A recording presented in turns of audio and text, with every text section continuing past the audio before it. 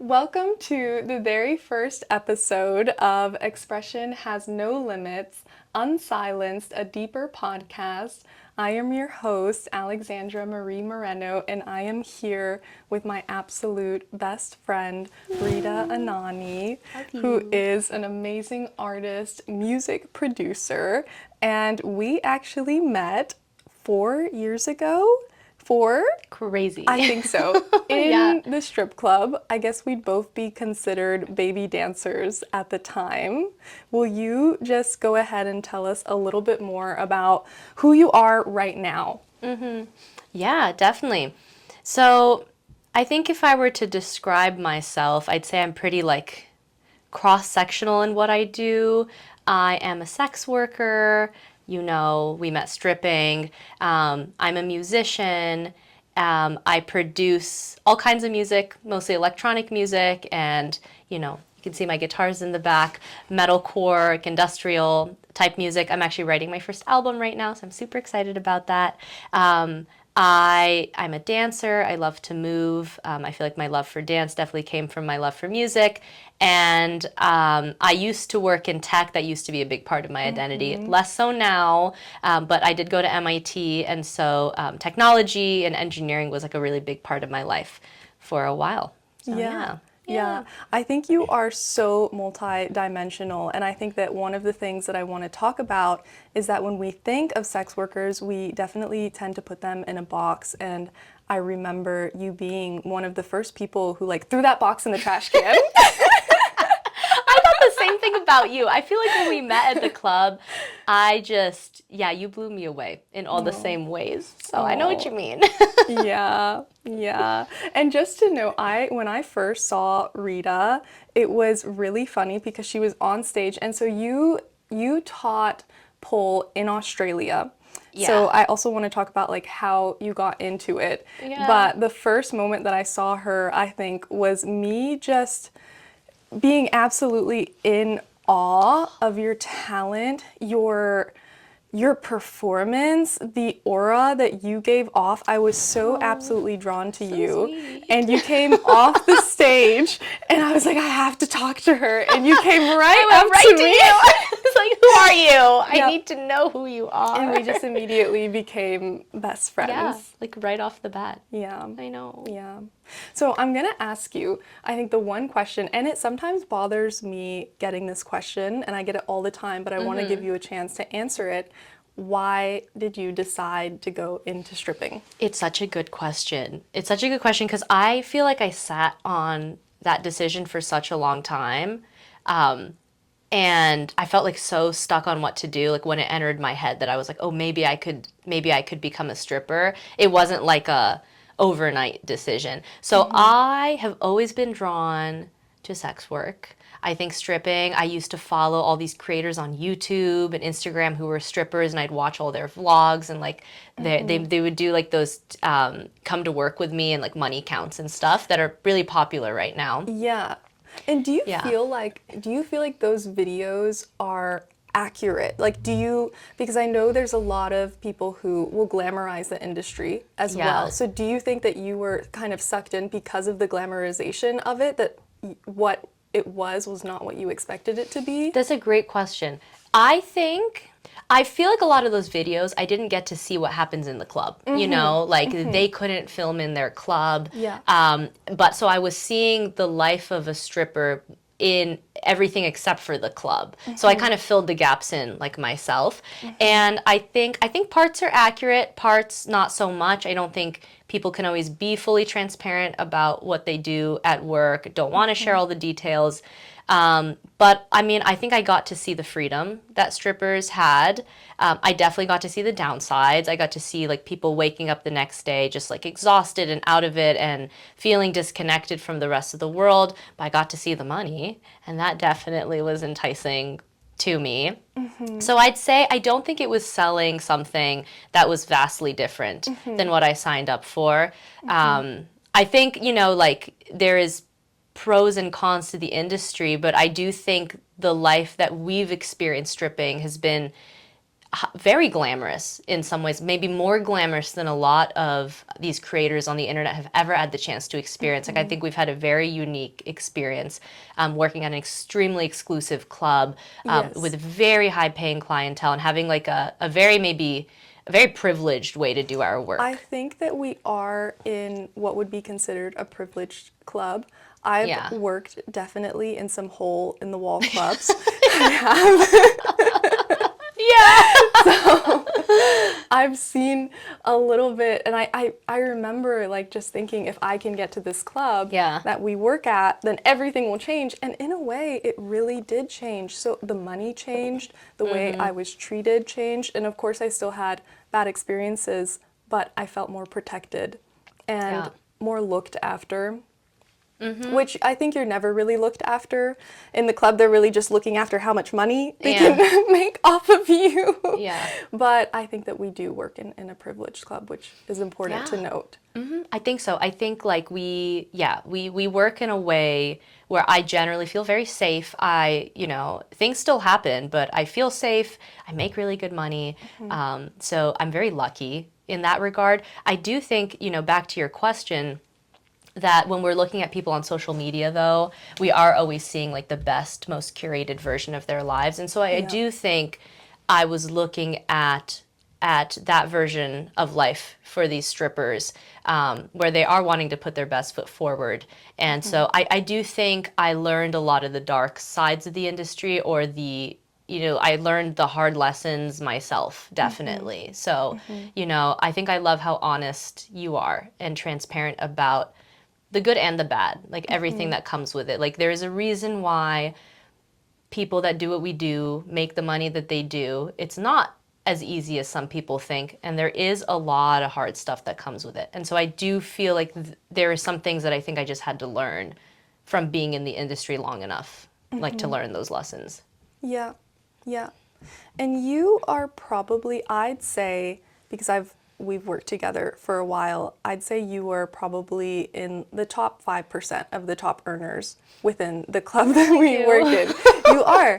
And do you think that there's something specific that sets you apart, that you are able to make sometimes, 10 times more than another girl? Yes, I think so. I think I've thought about this before, because I do feel like I threw myself into stripping and ended up like doing a lot better than I thought I would. Like, I came in with very low expectations. I was like, I have no clue how I'm going to perform. I don't want to expect myself to be making like the most money in the club. But I very quickly was making a lot of money and was noticing that, from feedback from staff, from other dancers, and from clients, that I was like, doing pretty like exceptionally well in the club. And I think I'm a very, I think, self-reflective person. So in my self-reflections, I think what I've come to, I'm a massive people pleaser, like, which has been a, deficit in a lot of my life, but in this area, it's a superpower. Yeah. Like, I think I have this vigilance when it comes to the people around me, this hyper awareness of how they're doing, how they're feeling, that when I crank that to 10, when I have money on the line, like it's, my livelihood, that alertness gets me really far in the club. Like, I have watched you change personalities. I think you have every personality in your back pocket. I can just pull a card out. I've always been super surprised by how far you can stretch that. Yeah. And I've also it really been surprised. is a talent. Like, sometimes it scares me. I'm weirdly good at it. Yeah. Yeah. Will you share, just to give reference, how much money you were making when you first started to how much money you're making now? Definitely. I mean, so I remember my first day at the club. I made $800. We made the same amount. Really? Of course we did. We had to. That's just how we are. I love that. Yeah, $800. I think I remember reading that, maybe. I don't remember if you mentioned it in your book, but I think you might have. I think I did. And I was like, that's very relatable. I also made $800. I just came home. I remember I told Xander, my boyfriend that I was like, I made $800 my first day. I could not believe it. I told my sister, I was like freaking out about it. Yeah. And, you know, because all the creators I had followed, the kind of money they were making, like maybe that was in like the upper end of like, that was like a potentially a good night for them was getting close to $1,000. And I was shocked on my first day that I had made that much. But I think pretty quickly in the first year of working, we met maybe like 3 or 4 months in. And I want to say that first 6 months of us working together was like a hot spot in my career dancing. We were definitely averaging $4,000, $5,000, $6,000 a shift. Yeah, it was crazy. Pretty easily. It was crazy. And I do remember at one point I was having at least a 10K night every week. And this was like kind of crazy. Yeah. I definitely had like a good 6 months where that was like, that was average for me. Like that was expected, I guess. And it was coming from a lot of new clients. Like I think the club slowed down a little bit after my first year or so. And I was still bringing in really good money, but it was regulars. And so not everyone was having that same experience at the club. But I just remember that, you know, first 6 months or so of us working together, we were meeting new clients and making that kind of money off of new clients every shift, which is pretty crazy. Like that's crazy to be making that kind of money. Yeah. You know? It is. So. It is. And I definitely think it has to do with being in Silicon Valley, being around a lot of tech people who were just willing to drop that money. The people that we were in rooms with, we often hear like, no money doesn't matter, which is like my favorite words when I'm working in the club. Exactly what I want to hear. You know? Yep. Yeah, I think Silicon Valley, we're in a very special place. And actually, to your previous question about like maybe what I feel has helped me make the kind of money I have. I think my tech background was really helpful for me. I do see how, I think people are so amazed. I'm sorry I cut you off. No, but I think, I remember when you used to wear your MIT ring, which I know you recently lost. I lost it. I'm so sad. And I think one of the most baffling things that I watched happen was you talking to a customer and you telling him, yes, I went to MIT, and he also went to MIT, and he could not believe it. He could not fathom that you had gone to MIT and you had your ring, and he was like, I don't think that's real. Thank you. Bought that from a pawn shop. Like, I knew I was going to meet you here tonight. No, he was quizzing me like, where would you go to get a midnight snack on campus? Or like, if you wanted to work out, where would you go? The C Center. I did go there. No, but he could not put it together. But I think that was always like my little party trick, pull that out of the bag when I really needed to seal the deal. Find a way to slip that in. No, they and like I think, they would be like, oh, this is like, it's not every day you get to do a private room with a stripper that went to MIT. So I think I used that to my advantage. And I think I could hold conversations about the industry, like what the type of work that clients were doing, if they wanted to talk about that stuff, you know. And so, which also meant that I maybe wasn't always cast as like the crazy party girl, maybe porn star experience, which like some people are looking for that. I definitely have had a lot of clients tell me like, oh, I didn't think you would be maybe so much fun, or I didn't really know what to expect in a private room. And so it's really like, for me, it was learning how to balance those two. Like the conversationalist who could really talk about all this tech and all that, and then also like the fun stripper who's helping you forget about all that stuff when you come into the club, which is where I think just the ability to kind of morph between different personalities became like a superpower, I think, for me in the club. Yeah.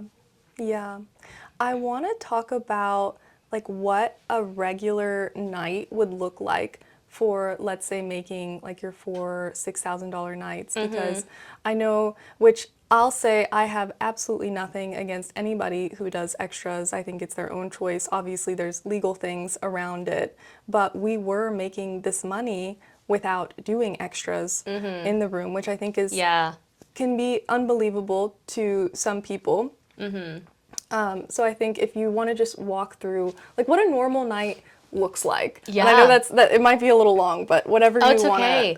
I'm so down to do that, because it's I do think like I found my groove in the club and like the way that I felt I could set myself up the best for success. And a lot of that stuff kind of became like subliminal. Like I would just do it. And when new girls would come to the club and ask me like, do you just have any advice? I think that's when I started sitting down and asking myself those kind of questions. Like, okay, well, what am I doing in the course of a night that's like setting me up for success? So I always would come early, like work the 7 p.m. shift. So, the club is opening at 7 p.m. I always wanted to maximize, like if I was going to come to the club, I was going to be working, So I wanted to make sure I had all the hours, and I never wanted to miss those early clients that tend to come in and they're ready to spend the whole night in a private room. So I remember I always wanted to be on the floor around 7, maybe 8 p.m., but I didn't really like coming in at like 10 p.m. and only having a few hours.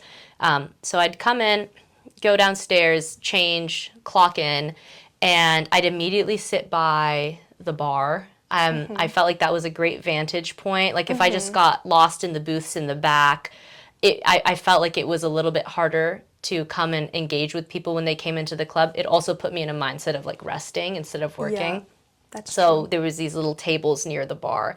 So I'd always sit there and I'd have like one eye on the bar, like one eye on the door, to see who's coming in. And I think something I did my first year of working was I gave everyone a chance. Yeah. Because some of my biggest spenders have been people that, you might look at and not expect. Like, oh, that person looks too young, or maybe that person doesn't look like they're wearing nice enough clothes. Like all these stereotypes. You both have to build an eye for finding the right people, like a needle in the haystack, and sometimes throw all those rules out the door.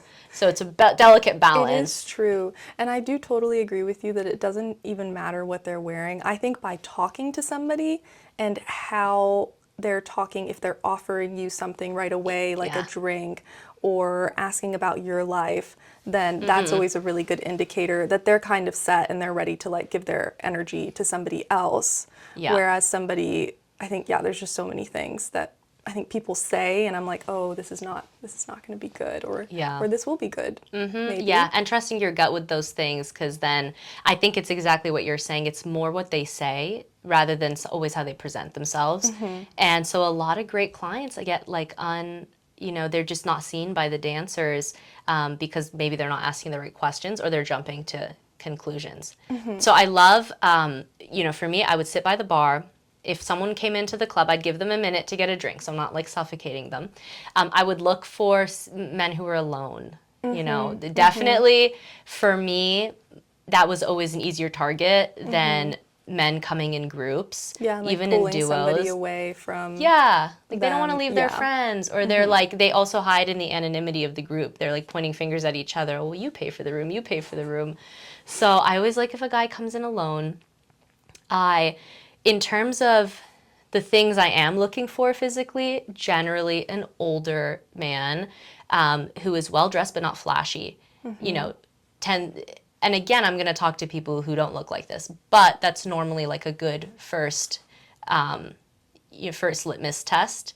Then I'll go talk to them, and like pretty easily, I think within the first 5 to 10 minutes, I'll get a good sense of if that person is like into me, wants to get to know more about me, and if they're potentially a big spender. And that's the radar that took me a while to develop.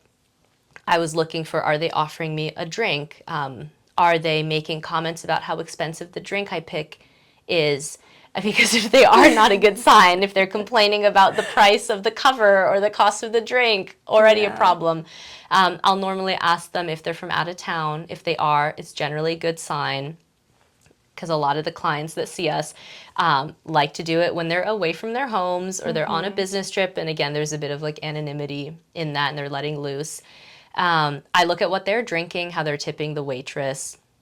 And, within the first 5 or 10 minutes or so, I'm also asking them if they go to strip clubs, if they've been to Gold's before, what kind of experience they've had when they've come here, because it keeps it a little bit depersonalized. I'm not like asking them to do something with me, but I'm getting a sense of like, is this somebody who goes to private rooms? Is this someone who goes to strip clubs and understands like the protocol? And I'm also like riding that line of being like intellectually stimulating and talking to them in a way where we can carry a conversation, but also like being flirty and making sure to gauge if they are actually like attracted to me and into me. And even if they're not giving all those signs right off the bat, it often could be just because they're sober and nervous, but you can kind of tell like if they're drawn to you based on their body language. And so, during like the peak of my time working, where I was making the most money, I was normally getting someone in a room in the first like hour or two of the night. And then the goal was keep that room as long as possible, right? Yeah. So you don't want to have to then go do the whole thing all over again, meet a new person. You really want that person to be the one that spends money on you. Yeah. And so getting into the room, it's a whole nother conversation then about like how you kind of keep that experience going. But most of my nights at the club looked like selling, selling hopefully multiple hours of rooms. When I started getting better at selling rooms, I was just selling less dances naturally. Yeah. But my first 6 months or so, I was just making a lot of my money by piecing together tips on lots of dances, rather than private rooms. And I would work hard. So my night looked like I wasn't taking my lunch break like I should. I wasn't like doing those things. I was just like focused on the money the whole time. Yeah. And trying to talk to as many people as I could. And then I'd, clock off at 4 a.m. So it'd be a big night. Yeah. I feel like when I first started, and I don't know if you know this, but I stopped doing private rooms I guess you know because you read the book, but I stopped doing private rooms because I got so traumatized that I thought the only thing that they're doing back there, I also worked in Miami, so it's like they're only having sex back there. That's the only thing they want if they want to do a private room. That was what they were asking for. So I didn't do them for a long time unless somebody came around that I was like, okay, this person seems very harmless and he's not going to do anything and he really just does want to talk. The weak, submissive ones too are great. They're not going to like try anything, I guess, can we talk about some of like the risks about going into a private room and if there's anything that you do or any boundaries that you've had to make that maybe have changed like over time? Definitely. Yeah, 100%. I remember my first private room like so vividly. Yeah. And when I was a baby dancer and like no one told me how to do anything. Yeah, nobody tells you anything. No one. Nope. And this guy was, I got a couple dances for me and then he asked to do a private room. Like I was too nervous to ask people to even do private rooms with me, like my first few weeks working. But this was like maybe my second shift, I think. I got my first room. And we get into the room and I turn to like shut the door and I turn back around. His pants are on the floor. I'm like, don't know how to deal with this right now. I just remember I was so timid and I was like, could you please put your pants back on? And he was like so drunk too. So just not listening to me and like trying to pull me onto his lap with his pants on the ground. Yeah. And I just was like, so I think still didn't have my voice as a dancer yet. Like didn't really know how to set good boundaries. So I was just trying to be so like amenable and I didn't want to hurt his feelings, but he was totally not listening to me. So there's a lot of risk getting into a private room. I feel like you are like an animal wrangler once you're in there. You like are. That's a good word. I've never heard tamer. that one. You gotta really like have your voice and You do. They just don't listen. They don't. No, and you have to treat them like children sometimes. You really do. They're all like children to me, which is very weird. No, I do feel like sometimes I feel it is like such a weird analogy, like a preschool teacher, and I'm just like having to say something so slowly and articulately for people to understand. But I think there's a lot of risk when you get in there. People, a lot of the time, men at the club, want to see how much you're willing to take. Like if you're going to break your boundaries. Their boundaries within you, and they're going to push every single one They're going to push all of them, and so like they really do have to come up against firm boundaries and feel that. And quite often will like fall into line once that happens, and like a lot of men I think at the club are also trying to find the woman that they can intimidate into doing what they want, or they can put into a position where they're going to feel too uncomfortable to say no. And so you really have to have your power in a private room. And I understand why some women like don't want to be in that position, and often like the staff isn't always going to be on your side, or isn't always going to be looking out for your best interest. They're looking out for the best interest of the club and making money, and that often is not upsetting clients. So you really have to kind of navigate that part on your own. And I think the first thing is to know the boundaries within yourself, like to really know them, because if you're shaky on your own boundaries, and those boundaries can be anything, like it doesn't matter like what you're doing in a room, as long as you're doing it safely and you're not going to get fired or in trouble. Those are up to you. You know, at least is my mentality as a dancer. I never feel offended by other girls having maybe different boundaries than I do. I know some might feel that way, but I've never had an issue with that. But I think the first step is to know your own boundaries deeply within yourself and not be wavering with them, because if you're unsure about them, men will find those places and they will push you, They in the will. places that you're uncertain. Yeah. And then, I think there's a lot of finesse to how you communicate boundaries to a client in a way that doesn't completely kill the mood and lose you money, but there's also a point where being kind or joking about a boundary violation or kind of laughing it off stops working. And you just have to and I know you've seen me like this, and I've seen you like this too, just where you gotta put your foot down. Yeah. Like that is not gonna fly, Yeah. Yeah, I think that when I was first in the industry, I was very people pleasing. And as I've gotten to what I think is soon going to be the end of my time in the industry, I feel like I've kind of turned where I no longer want to give as much energy and I want to take on more of this dominatrix, I'm going to tell you what to do. And of course, my clientele is going to be smaller, but I feel like I've learned that I'm a very sensitive person, and the first 2 years of dancing, I had to drink. It was just my way of numbing myself without even realizing what I was doing to be able to work. That now if I'm going to work, I have to trust my instincts. If somebody makes me feel weird or gross, I cannot move forward with this person at all. And I have to have a control over them. And if I don't sense that I have that control, then it's not worth it for me. Yeah. Yeah, I could not agree with that more. You have to, and I think that's something that I also sacrificed on a lot. And I still find that happening to myself even after having 4 years of experience, of not always moving with my gut and my instincts off people, sometimes being too worried to offend, and letting my people pleaser, which both helps me make a lot of money, but it also gets me hurt, Right. quite often. And I think one reason I've been able to do this job, for 4 years, and why I've done well at it, I think there's dark sides to that too. I think I can take a lot. And I remember being in a private room not that long ago with some really tough clients, but they were big spenders. And I feel like I generally know how to manage hard clients, and hard meaning they're trying to violate your boundaries. They're trying to touch you in ways you don't want to be. When it comes to tipping, it's hard to get the money from them, but when you do, it's a lot of money. And this guy was really handsy, really difficult to talk to, and he was, being kind of rough with his body. He was definitely pretty fucked up, but moving me and this other girl kind of aggressively and shoving us. And I was kind of making light of it and playing around. And, at one point I turned around, the other girl's crying in the room because she felt like the touch was really aggressive and that he was hurting her and shoving her. And she had to leave the room.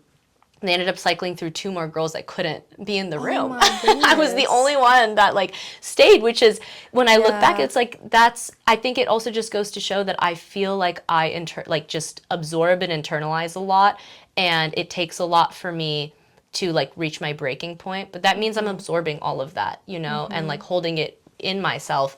And yeah, the people pleasing can help me make money, but then that's a lot to process, later on. And so I think I'm trying to manage my business differently now, and be I don't know that that's worth it all the time, to make all that extra money, but then absorb all of the shit that you then have to deal with later is not always worth it.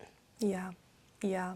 I think I've also come to that conclusion. I feel like the women hold so much of that shame and guilt of well, I put myself through that. Yeah. But it's not the case. I don't see it like that at all. I think that these men have not been taught how to properly treat a woman, and we're getting that behavior and having to try to make money off of this situation while simultaneously trying to keep ourselves safe. And it's just such a really hard, tricky situation Yeah. that just sucks. It just sucks Yeah. sometimes. Yeah. It definitely does. It's the reason our industry exists and the cross section that we exist within, right? Is like we're coming up against men who are both taking out their anger, you know, that they have for women onto us and feeling that it's an appropriate place to do that. And also living out their deepest, darkest, maybe most perverted fantasies on us. And in a way, I think I've kind of like started seeing sex workers as this buffer between men and the rest of like the female population, and like we take all of that, like we absorb all that impact, and it's why we make the big bucks, but it's also damaging, and it a lot of stuff that we constantly have to be processing and like working through. Yeah. I want to talk about your music. Yeah. And maybe you can tell us, do you feel like dancing has influenced your music at all? And in so, what ways? Oh, yeah, definitely. I actually feel like so excited to talk about this because, as I mentioned at the beginning, I'm in the midst of writing my first album. Yes. And I really think that stripping and sex work gave me my voice in music. I've been making music for almost twice as long as I've been stripping, for 8 years. And I started stripping because I wanted the freedom to keep making music. And I wanted to leave my tech job. I wasn't happy working in tech anymore, and I had discovered music production, and I just so badly wanted to make my life about this thing that I had discovered that just like lit something in me that I had never felt before. I just love making music. And I was making electronic music for the first 5 or 6 years of producing, and I really love electronic music. It's like what made me fall in love with music. But I don't think I found the story that I wanted to tell or my voice until I started stripping. And this entire album I'm writing sonically is so different than anything I've written. It's not really in the bass EDM genre, like the stuff I used to write. And it's the first body of works where I'm going to be writing the lyrics and singing on the songs, not just producing and putting other vocals on my tracks. So it feels like very personal. Like I felt like this message that I wanted to say was very personal, and so it had to be said with my own voice. And it has everything to do with my journey as a stripper and a sex worker. It has everything to do with the climate right now in the world. I'm feeling this like, I don't even know how to describe it, this like universal feminine rage that's joining all women right now. And the release of the Epstein files and seeing a pedophilic rapist president sit with no consequence, seeing everything that's happening in the world is just made me feel enraged in a way that I've never felt about anything going on globally. And being so close to it as a sex worker, I think this is an experience that I have every single day. That's a universal experience for women, but I get this, you know, we both do this like amplified version of gendered interactions with men. And I feel like there's just so much I want to say about that in terms of rewriting the stories of women who have come before me and writing new stories for the ones that, you know, come after us. Because I've heard some of your new album, which is absolutely amazing. Thank you. I think something that you're doing with these stories of religious women whose stories have been told untruthfully and never in their favor. No. You know? No. And I think you are creating such an outlet for these stories to be told how they should have ended and how they can still end with like the evolution of women. Yeah. So, thank you. Is exactly what I want to be doing and the stories I want to be telling. And I think it's just so interesting that in a lot of the songs, I don't even feel like I'll have to speak so metaphorically because the real experiences that like we've had in the industry are just so crazy at times that I'm like, I'm writing one song right now that all the lyrics are just a combination of all the worst things that sex workers have ever been told at their job and strippers have ever been told at the club. And I just remember being with a client in a private room one time, and he turned to me and told me that he wanted to find my mom and fuck her so he could give her a daughter she would actually be proud of, is what he said to me. And again, I just remember being like, I just have to put this like wall up, you know, and things like that. They have to just bounce off me, because otherwise, like, this job will kill you, you know. And every girl in the industry has heard something crazy like that at some point. Yes. And I'm just like, there's just a lot I want to say with this album. And I think it's also important that I tell this story both sonically and visually, and work with strippers and sex workers to put together the whole visual aspect of this album, so I can really try to tell the story as accurately as I want to tell it. So I'm really excited about it. And you're also really leading with your sensuality. I know you've talked to this about me. Why do you think you like wanna, and I know why, but I want you to say I want you to say why you've decided to lead with your sensuality. Definitely. It's been like a long journey in thinking about how much or how little I want to sexualize myself in my music projects, how much I want to talk about my journey in sex work. These are all been things where I've been like, oh, maybe we should keep that quiet. Maybe we shouldn't really, you know, spotlight that too much. But stripping and sex work is the reason why I can make music. Like, I feel so privileged with all the downsides. I have immense freedom. Like, I have every single day of the week, I get to wake up, come to my music studio and write music. Like, that is such a blessing. I bought a house because of the money that I made in this industry. So I don't want to lie about that. Like, I really don't want to send this message out to the world, to other girls that are saying like, no, I am able to exist in a 9-to-5 job in the jaws of capitalism and make a career in music is not possible. Like, I mean, to some it might be, but it's a really, really hard thing to do. And I don't want to be saying something that isn't true to the journey that I've been on. So I feel it's important to lead with my sensuality because it's the reason why I can make the music that I'm making. I really want to put stuff out into the world that is visually impactful, that gets people to listen to my music, because I think the message I want to say feels so important. And really, there's no greater way to do that than sex and porn. And I also want to move the needle even a fraction of a degree. I read a book recently that really impacted me, and it talked a lot about how media trains us, trains our desires. And when, you know, left to the forces of capitalism, that can get pretty perverted pretty quickly. And, you know, porn is, I am pro sex work, I'm pro porn, but the way in which it trains men to view women in these very diminished ways and very singular ways, I think has been really dangerous for gendered interactions.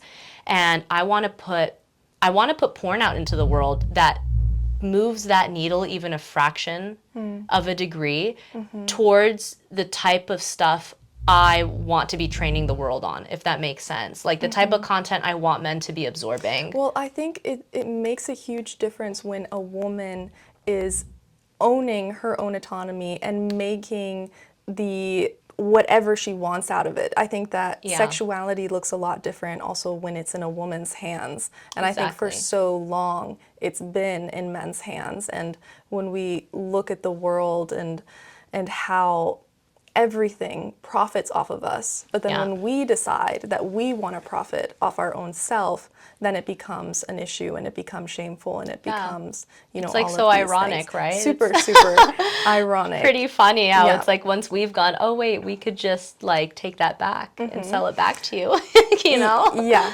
exactly. No, I'm pretty sure that society never wants us to find out how much our sexuality holds power and how much it is able to influence, and that if women were able to control it, it wouldn't look like what we have today. I really don't think it would at all. Like I mean, it really would look so different. And I think the content that I want to produce for this album looks like female-led. Like it's about female pleasure, it's about female strength, and it does not center men the way that, you know, the whole world really does, but especially if we're talking about porn, it's it centers men and it centers the desires of men. And I don't think that shows an image that's healthy for women nor men in the world. Exactly. It's not good for It's not good for either either of us. genders. No. So I really want to put something that's like radically different out there in the world.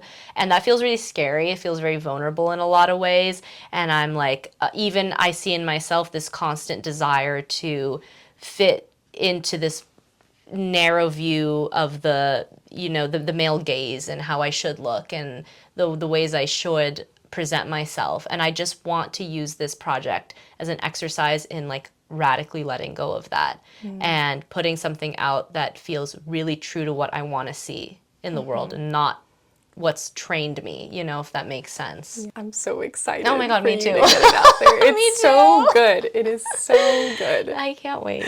Yeah, I feel really proud of this project. I think if I any ears that I can get on it, you know, will just make me so happy. But I think just being able to say the stuff that I want to say, yeah, feels really great. And I feel so grateful for the journey that stripping has led me on, because I wouldn't be writing this album and I wouldn't have this story to say if I hadn't, you know, walked into the club that first day 4 years ago. So, Yeah.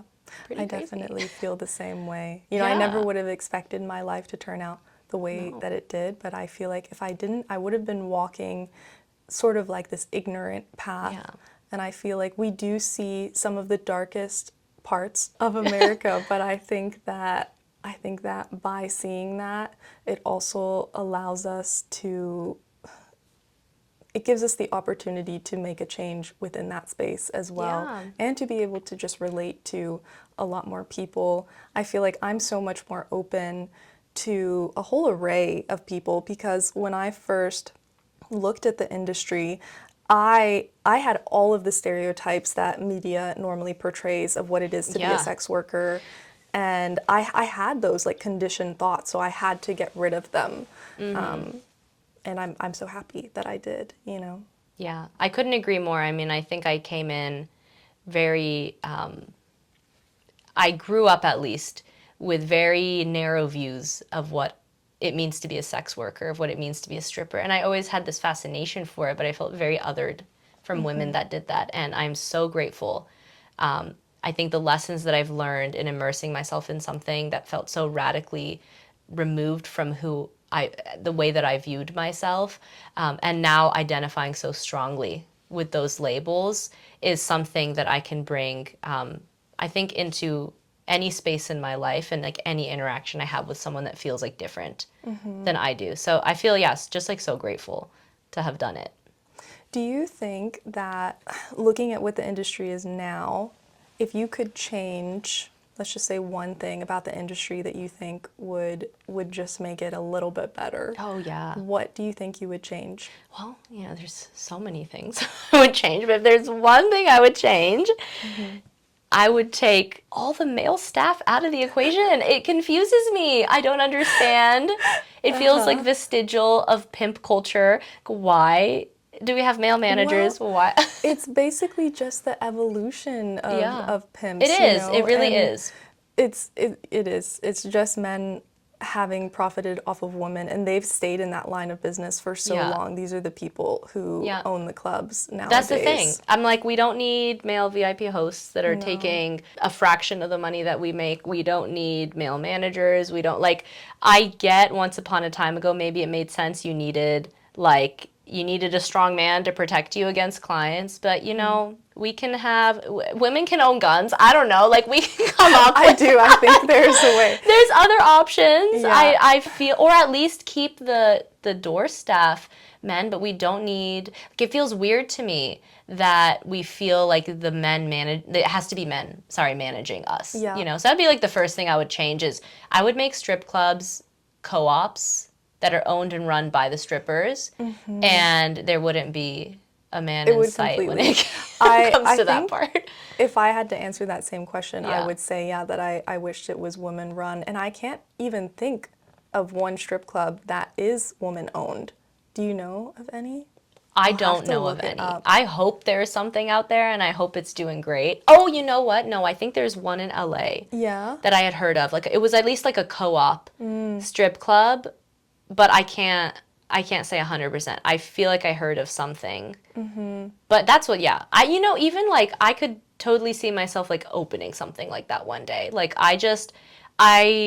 that part just confused the hell out of me when I started at the club. And I was like, also the clients, I feel like it would make for a better experience for clients too. Like, I don't think anyone would be complaining. I don't. The only people that would be complaining is the men that can no Work there longer now. profit Yeah, off of us. exactly. That's the thing. It just feels like another example of men like not doing the labor that we're doing, but then profiting off of it like immensely, Yeah. So I feel like the hosts at our club make so much money. I don't get it. I don't get it. Yeah, it's quite terrible. Yeah. Oh, well, those are basically all of my questions. You know what, actually, there is one more, and I know we've kind of talked about it already, but what do you think is like a big misconception that people have about dancers? Oh, I think there's probably so many that come to mind. I think we like to reduce people that we don't understand. Like when we feel different than someone, we really like to reduce them to this like singular idea of who we think they are. And I also feel like I did that. Like before I entered the industry, I felt like strippers are like all the same. Like I can put them all in the same box. Like I had these stereotypes about what it meant to be a stripper. Like you're, poorly educated, you're a drug addict, you're definitely selling sex, you just all these things that like, yes, you find all those things in the industry, but every woman that I've met is an entire person, like with an entire life and an entire history and passions, and maybe they're a mother, maybe they're a student, maybe they are selling sex, or maybe they are hooked on a drug, whatever it is, they're still like an entire person. Like the same way I think living in San Francisco and seeing, I think a lot of people have reduced like the homeless to a very specific idea of what they think they are. And they forget that that's like a whole person that like has lived a whole life. I feel like people do the same to us quite often. And so I think the biggest thing is like you have probably met strippers, like speaking to, whoever's listening to this podcast, you have probably run into a stripper at the grocery store somewhere, spoken to them, and nothing has pinged in your head that's gone, oh my God, that person is like different than me. Exactly. So just like remembering, maybe the biggest misconception is like they are also just people like you are.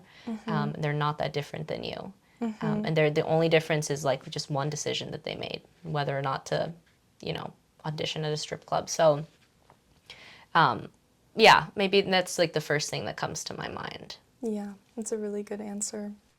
I'm so happy you're doing this with me. I'm so proud of you. Aww. I was so excited that you asked me to come on your podcast. Aww. And I just wish for all the viewers and listeners right now, I wish they could just get like a little snapshot into how crazy our last 4 years together have been, and like all the crazy stuff we've gotten into, because our life has been just about everything together. Everything. And I really feel like our life has been a movie. Like it's been crazy. Like so many ups and downs, but just like tons of growth. And I'm so happy that I've had this journey with you. Like it would be so sad if I didn't find you like through all this. I always say you're the best thing that ever came from this club. I say that you're the best. Yeah, I think we can agree on that. Yeah. Who would have thought? Who would have thought? I love you so much. I love you so much. Okay, well, I guess we'll end it there. And I'm also realizing that I've just been facing you the entire time, so they probably just see half of my face, which is okay. fine. You have a really beautiful profile. Okay, thank you so much for being here. Of course, We'll end it I love here. you. I love you.